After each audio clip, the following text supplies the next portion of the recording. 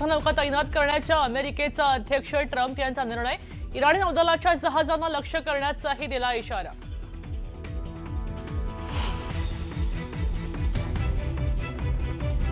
Straight of हॉर्मुझच्या मुद्द्यावर मोदींच्या शिष्टाईला यश। LPG घेऊन निघालेल्या शिवालिक आणि नंदादेवी जहाजांनी पार केली हॉर्मुझ सामुद्रधुनी।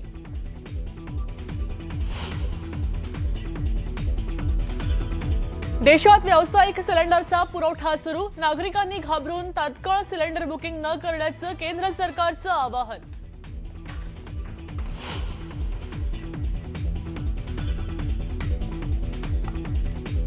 इराणकडनं इराकच्या कसर बंदरगाहाजवळ ड्रोन हल्ल्यामुळे अमेरिकेच्या तेल साठ्यांना आग, हल्ल्यात अनेक लोकांचा मृत्यू झाल्याची भीती।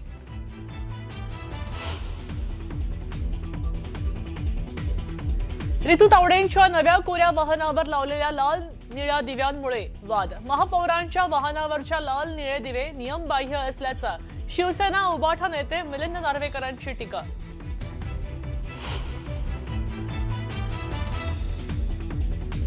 मुख्यमंत्री देवेंद्र फडणवीसांना डॉक्टर ऑफ सायन्स उपाधी प्रदान, महात्मा फुले कृषी विद्यापीठाकडनं फडणवीसांचा सन्मान।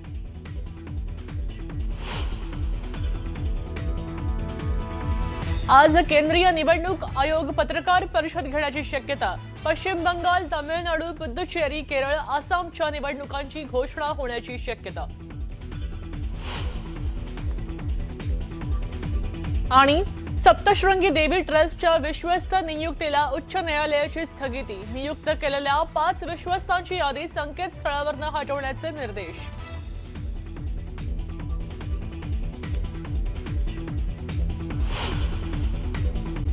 आखाती देशातील युद्धाचा फटका बीड जिल्ह्याला सुद्धा बसलाय। बाटली बंद पाण्यासाठी लागणाऱ्या प्लास्टिक बॉटल्स तयार करण्याच्या कच्च्या मालावर परिणाम झालेला आहे। युद्ध सुरूच राहिलं तर प्लास्टिक बॉटल्सचे दर वाढतील अशी भीती व्यक्त होते।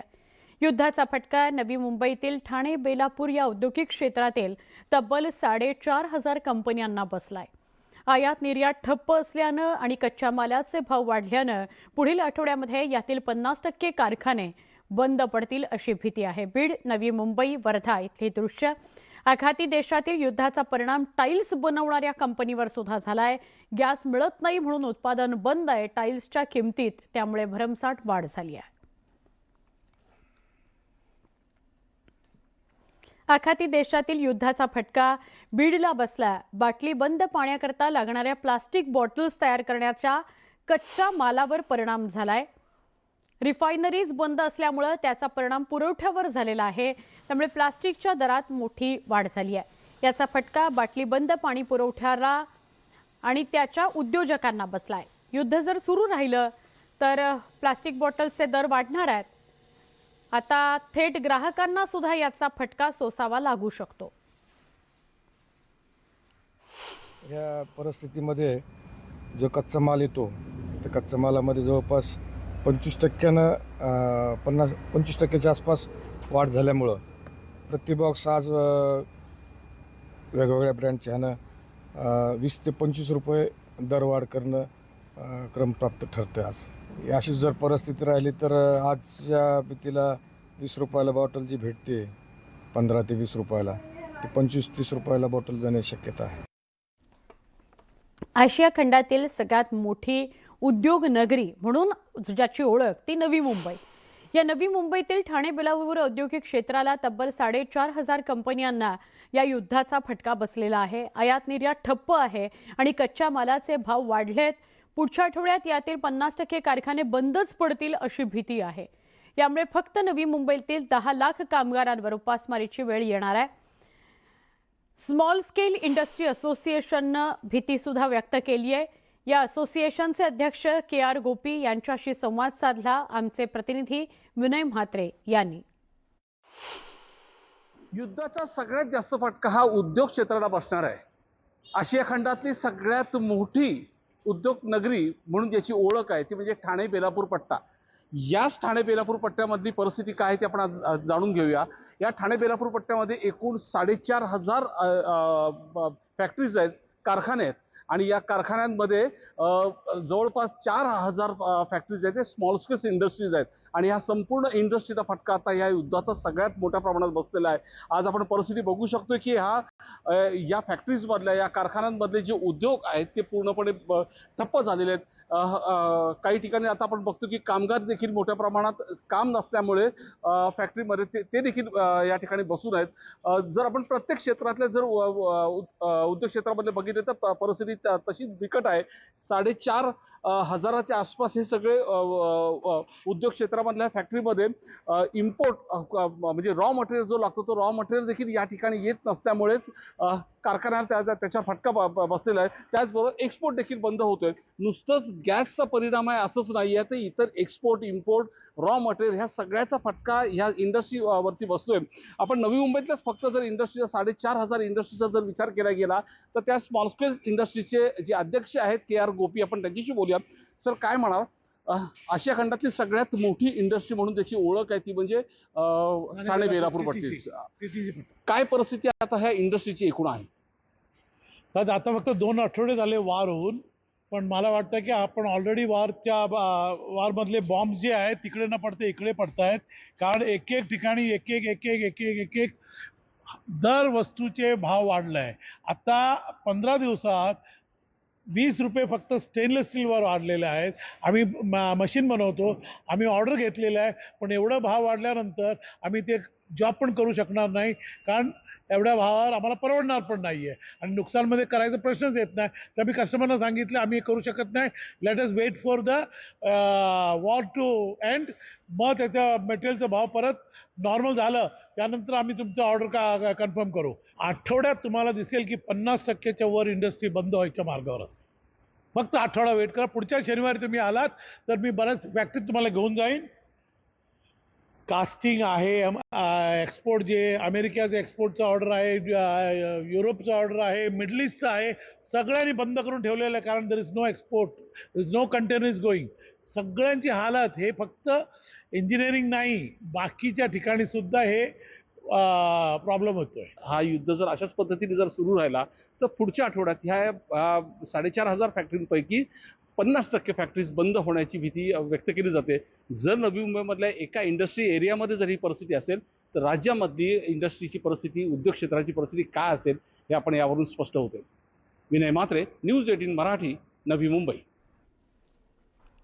आखाती देशातल्या युद्धाचा परिणाम टाईल्स बनवणाऱ्या कंपनीवर सुद्धा झालाय. गॅस मिळत नसल्यानं उत्पादन बंद झालंय. टाईल्सच्या किमती वाढायला लागलेल्या आहेत. युद्ध असं सुरू राहिलं तर उत्पादनावर सुद्धा मोठा परिणाम होण्याची शक्यता आहे. यामुळे टाईल्स कंपन्यांच्या मालकांना चिंता सतावू लागली आहे. आखाती देशामध्ये मोठ्या प्रमाणात युद्ध जे भडकलं आहे याचा परिणाम जो आहे तो घराची शोभा वाढविणारी जी स्टाईल आहे ही महागू शकते आणि येत्या काही दिवसात ही स्टाईल सुद्धा मिळणे कठीण होणार आहे. यावरच बोलण्यासाठी आपल्यासोबत या दुकानाचे जे मालक आहेत त्यांच्याशी बातचीत करणार आहोत. भाऊ, काय परिणाम होणार आहेत? बघा, आता प्रत्येक कंपनीकडनं लेटर आले आहेत आम्हाला की 10 तारखेपासून हे सगळे रेट इन्क्रीज झालेले आहे. तुम्हाला या रेटनी माल मिळतील, जुन्या रेटनी कोणताही माल मिळणार नाही. कारण त्यांचं असं म्हणणं आहे की जे गॅस सप्लाय त्यांना जे मिळते प्रोडक्शनसाठी, इथं 100% गॅस सप्लाय जो असते तो गव्हर्नमेंटचा असते आणि 100% प्रोडक्शन हे गॅसवरच असते. पण त्यामुळे त्यांना जे गॅस मिळत नाही त्यामुळे त्यांचे कारखाने सगळे ठप्प पडलेले आहेत. तर त्यामुळे त्यांनी सगळे रेट इन्क्रीज केले आहेत. लेबर कॉस्टिंग, जसं त्यांना लेबर आहे तिथे किंवा अन्य जे सामग्री त्यांना जे बाहेरून इम्पोर्ट जे होतात, जसं आता यात लागणारं पिगमेंट कलर्स आहे किंवा रॉ मटेरियल आहे, हे पण म्हणजे कॉस्टिंग वाढलं. पण माल ते बनवू पण शकत नाही कारण त्यांना गॅसच नाही आहे. त्यामुळे त्यांनी सगळे जे रेट वाढवले आहेत. नक्कीच ज्या युद्धाचा जो परिणाम आहे तो मात्र हळूहळू जो सामान्य नागरिकांच्या ज्या अत्यावश्यक वस्तू आहेत त्यांच्यावर सुद्धा पडणार असल्याची शक्यता या दुकानदाराकडून व्यक्त केली गेली आहे. नरेंद्र मते, न्यूज 18 मराठी, वर्धा. तर पुढे जातोय आपण. युद्धजन्य परिस्थितीमुळे संपूर्ण राज्यभरात गॅसचा म्हणजे सिलेंडरचा तुटवडा जाणवतोय. जळगावच्या बाफना गोशाळेनं मात्र 2000 गायींच्या शेणापासून गोबर गॅसची निर्मिती केली आणि एक आदर्श घालून दिलेला आहे. कुसुंबा गावातल्या गोशाळा ही वयोवृद्ध अपंग नागरिक चालवतात. या 2000 गायींचा सांभाळ करून त्यापासून तयार होणाऱ्या शेणापासून गोबर गॅस तयार करण्यात आला आणि वीज निर्मितीचा प्रयोग झाला. या गॅसपासून शेकडो लिटर दूध गरम करण्याबरोबरच 25 किलो गायीच्या तुपाची निर्मिती केली जाते. इतकंच नव्हे तर गोशाळेतील 100 कर्मचाऱ्यांचा स्वयंपाक सुद्धा यातूनच बनतो. म्हणजे हा गॅस त्याकरताच वापरला जातो. यामुळे या ठिकाणी बाहेरून LPG सिलेंडरची आवश्यकता भासतच नाही. या युद्धजन्य परिस्थितीमध्ये कॉमर्शियल गॅसचा ज्या फॅक्टरीमध्ये यूज होतो, ज्या कारखान्यामध्ये यूज होतो, तिथे आज तुटवडा आहे आणि ते फॅक्टऱ्या जवळपास बंद व्हायच्या मार्गावर आहे. जे रेस्टॉरंट कॉमर्शियल गॅस वापरतात ते सुद्धा आज बंद व्हायच्या मार्गावर आहे. या अशी परिस्थितीमध्ये आमची गोशाळेत गोबर गॅस प्लांट जवळपास 15 ते 20 वर्षापूर्वी आम्ही लावला होता. 2 प्लांट लावलेले आहे. आमच्याकडे दूध गरम करणं, तूप तयार करणं आणि तिथे राहणारे जे सेवक आहे, काम करणारे, त्यांना गॅस देणं आणि बाकीची लोकांना जे काम पाहिजे आम्हाला जेवण देतो आम्ही त्या लोकांना, तो काम गोबर गॅसने होऊन जातो. हे गौशाळ्यामध्ये आपल्या गौशाळ्यामध्ये 2000 गाया आहेत. ते गायांना शेणामधून गोबर गॅस तयार होतं. त्याच्यानं आम्ही दूध तापवतो, स्वयंपाक करतो, तूप तापवतो, सगळं आम्ही गोबर गॅसनं कामं करतो. इकडे स्वयंपाक वगैरे बनवतो. आम्हाला बाहेरचे गॅस आणायची काही गरज पडत नाही.